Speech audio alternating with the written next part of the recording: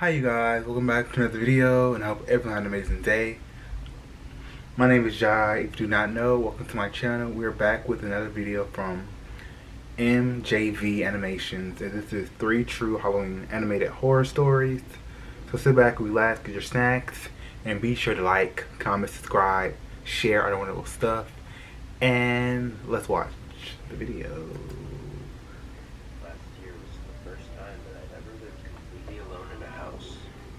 I had just rented a small place in a new neighborhood that was closer to my work. I moved in early October, but it seemed like most of the neighbors kept to themselves, so I did as well. But everything was pretty normal otherwise for the first few weeks. Anyways, it was Halloween now, and I noticed only a couple houses actually had decorations up. They didn't have anything crazy, just a few pumpkins or signs, but it was more than any of the other houses. I decided to put up a small trick-or-treat sign on my door, and I bought a small bag of candies to hand out. Where I used to live, I'd buy 3 or 4 big bags, but I didn't get the feeling that these people really celebrated Halloween here, so I figured 1 bag would be enough.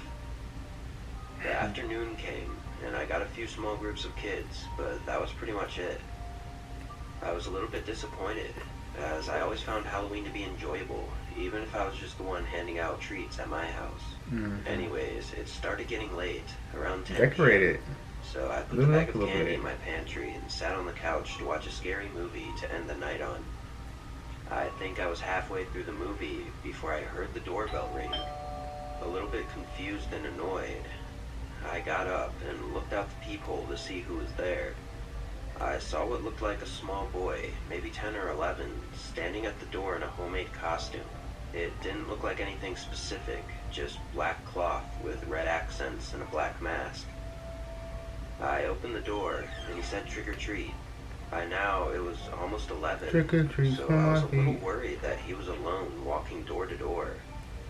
I smiled and told him to wait a minute while I get him some of the candy that I'd put away. I went back to my pantry and grabbed a big handful, and then brought them back to the door and dropped them in the boy's pillowcase. Then I looked around behind him to see if his parents were on the sidewalk, or maybe a group of friends, but I didn't see anyone. He turned around and started walking away, but I stayed in the doorway for a few seconds just to make sure he was okay. But again, I didn't see anything or anyone, so I closed the door and went back to the couch. A couple more minutes went by before the doorbell rang again.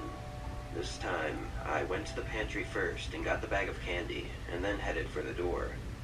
When I opened it, I was surprised to see the same kid standing there, but without a pillowcase or a bag this time. Concerned, I asked him if he was okay, to which he didn't reply. I looked around behind him again, but this time I noticed someone standing in my neighbor's driveway across the street, watching us. It looked like a full-grown man, but he was wearing a similar costume to the kids. "Is that your dad over there?" I asked nicely. The kid waited a second, and then said yes. Then I asked him why he came back to my house, to which the boy responded asking for more candy. I was even more confused by this, because he didn't have his pillowcase. But I held out my bag of candy for him to take out of, but the boy looked almost annoyed for some reason, then reluctantly reaches in and grabs a single piece before running off. That whole interaction creeped me out a bit, so I made sure to lock my door, and then I went back and finished the movie. At this point, turn your porch light off. Late at this point, so I decided to get ready for bed. I got up from the couch and began walking over to the stairs, but out of the corner of my eye, I saw a light flash from outside one of my windows. I nervously went over and looked outside, and then realized that it was the motion sensor lights that were by my garage. I stayed in the window, looking around for a few minutes, as I was getting pretty creeped out now. But nothing else happened, so I closed the blinds and headed upstairs to my bedroom.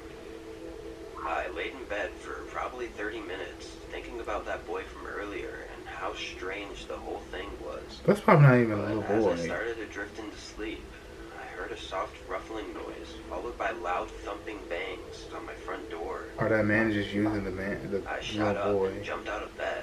You never know these cases. I quietly made my way downstairs and over to the front door. just before I looked into the peephole, 3 more loud bangs shook the door and made me jump back a little.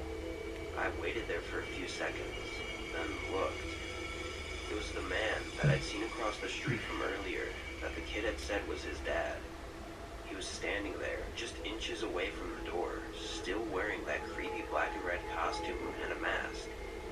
I could tell something was in his hand, but he was too close to the door for me to see what it was. At this point, you gotta leave. You gotta say no deuces. way I was opening that Deuces. door, as I had no idea what this guy could possibly want from me.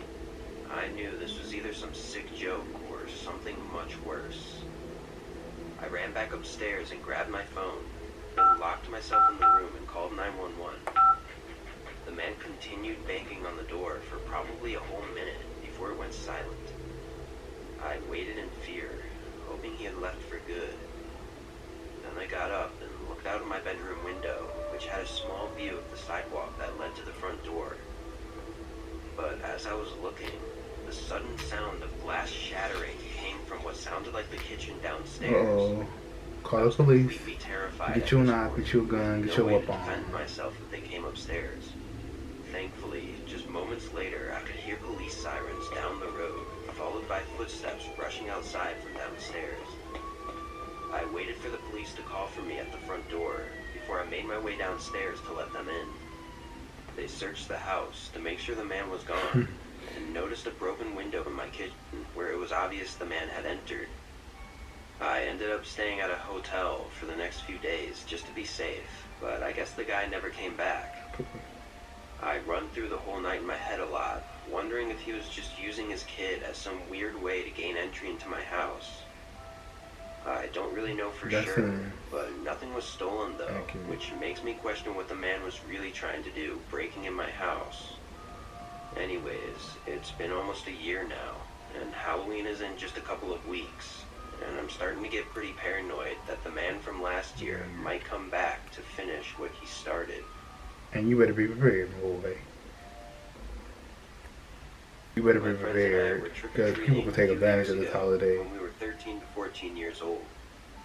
This was our second year going without any of our parents coming with us, so we were pretty excited to run around the neighborhood collecting candy and just having a good time.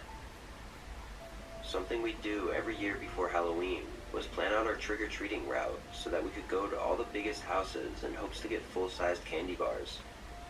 Earlier this year, a whole street of newly built luxury homes were finally finished and people had moved in. Ooh. So we decided to start there and then make our way around to the other neighborhoods afterwards. This new street of houses wasn't too far from my place, so we all met at my house on Halloween evening. Then we headed out to begin trick-or-treating. We stopped at a few houses on the way just for some extra candy, and then turned down the sidewalk that led to the new streets. To our surprise, we didn't see any other kids walking around here. We figured we were the first ones, and we got really excited and ran over to the first house. A kind older man opened the door and gave us each a full-sized Hershey's chocolate bar. Once we were out of the driveway, that's the good thing about like big big homes, that big candy, and you expect the big candy. But as we rang the next doorbell, But all nobody candy is answered, candy. and neither did the next house or the one after that. One thing about this street was that each house had a really big yard, so the walk between them would take almost 2 to 3 minutes. After about 10 houses not answering, we were starting to feel like we were wasting our Halloween here and not getting anything. We could see the next house though, and it was the biggest one on the street as far as we could see, so we agreed to try there first. This house had a really long driveway and led to an even larger circle driveway. As we were walking up, I saw a woman looking at us from the small window right next to the door.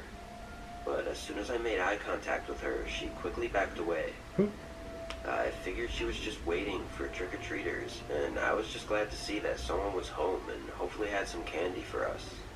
We got up onto the porch, and I rang the doorbell. Almost immediately, a woman opens the door, and standing behind her was another older woman, the same one that I'd seen in the window. They both smile as we say trick-or-treat. Then she opens the door wider, revealing a huge round table set up inside of their large entrance room. On the table was pretty much every kind of candy you could find at a store. I couldn't believe someone would spend this much on Halloween candy, but with a house like this, I guess it made sense. She told us to come in and choose 2 of whichever candy we wanted. Without hesitating, we all ran in and over to the table to For look at state the everything they reason, you had. should be more considerate All and of just us in that moment were so happy hand the candy getting to outside. decide on pretty much whatever candy we wanted. But as I was trying to decide on what my second choice would be, I heard the door slam shut. You should at All of us least turned got a and looked at the table, woman put it by the door. standing right by the door, still smiling at us. She then asks us to stay here for just a minute, as she'd forgotten to put out some dessert for us to have on our way out. For what? Then she walked away quickly. That could have been ready. I looked around, noticing the other woman wasn't there anymore either. I could tell all of us were panicking and scared. Only seconds later, footsteps started coming towards us from down the hall. I A big, immediately large ran man. for the door and opened it, letting all of us outside as we could hear the woman call out for us to wait. We all ran down the driveway and didn't stop until we Why got do all I the way like back that? to my house. We sat on my driveway, terrified and confused as to what just happened. We thought about telling my parents. But what actually happened, we though? knew I they'd wanna- yell at us for stupidly going into the house when we were told so many times before to not go into anyone's home, so we didn't say anything. After a little bit, we ended up continuing our trick-or-treating in my neighborhood, being a lot more cautious and trying to make sure we weren't the only kids walking around. It was definitely the weirdest thing that happened to me on Halloween, and my friends and I still talk every Halloween about what we think those women were trying to do and what would have happened if we stayed in their house for the dessert. I mean, what could have happened? I'm just curious. When I was a kid, I lived with my parents. Because there was no ill intent. I'm just curious what happened. It might be something good, it might be something bad. You never know, but I would never just be walking somebody's home. Yeah. It's in a small neighborhood. Halloween was never really a big thing as far as trick-or-treating and stuff, so we'd always do something else. One thing my dad and I always loved doing on Halloween was exploring creepy or abandoned places together. It's funny, I would never do this kind of thing alone or even with friends, but with him I felt safe and I was never scared of what we might find, at least up until this day. After driving around for a while, we found a worn-down barn. This thing had to be vacant for years. The siding was half gone and the roof was caved in. If it wasn't for the little slivers of paint here and there, you would have never known it was red. We maneuvered around broken glass and slabs of wood, finding left-behind tools and garbage, and then I saw it. A cute little scarecrow perched up on the side of the barn. I pointed to it, and my dad led the way. But the closer we got, the worse it started to smell. Poor guy, I heard my dad say as I looked down. It's a dead guy. There's a big wild raccoon laying motionless not too far from the scarecrow's feet. What do you think killed it? I asked. He examined it for a bit as I looked back up towards the figure. Coyote. Then I froze. It was staring right at me. I could have sworn it was looking straight off into the distance before, but now its eyes have shifted onto me, still smiling and sitting upright, but just the eyes had moved. Dad. But He didn't respond. I looked over at him, and he pointed at the raccoon with a more disgusted look this time. Then I saw what he was looking at. All of its insides were missing. And usually there would be a big mess or something, but the strange part about this was that it was hardly noticeable unless you looked closely. I didn't want to, but I looked up at the scarecrow once more. My stomach sank as I realized it was still staring at me, but its eyebrows that were once raised were now furrowed, and its smile was gone. Then I started to notice the scattered blood stains seeping through its raggedy clothes. I felt a sickness come over me, and I got really dizzy, until my dad put his hand on my shoulder. Probably just a coyote, he said, and started leading the way out. His words made me feel better, but I wasn't too sure if I believed it. As we walked away, I looked back at the scarecrow, and it He was was just looking how we at you. found it, looking off into the distance and smiling, with its eyebrows high. Possessed scarecrow, I I never guess? told my dad, as I wasn't quite sure if what I saw was real or not, and I didn't want him to worry that I was seeing things and not take me on adventures anymore. I still have no idea what I was seeing, or if it was even real at all. But what creeps me out the most was that my dad went back a few days later to sketch the Animatronic. barn with my brother, and when he came back, he showed me the pictures, but on them was no scarecrow. I know you lying. Well, that's creepy. Like I said in the second story, I don't know if that lady had any intent where you never go to somebody's house, but it might be a actual treat, but she should have set it up better. Yeah, cause I don't really know. Cause I'm thinking it might be something good, might be something bad. You never know. Yeah. In the first story,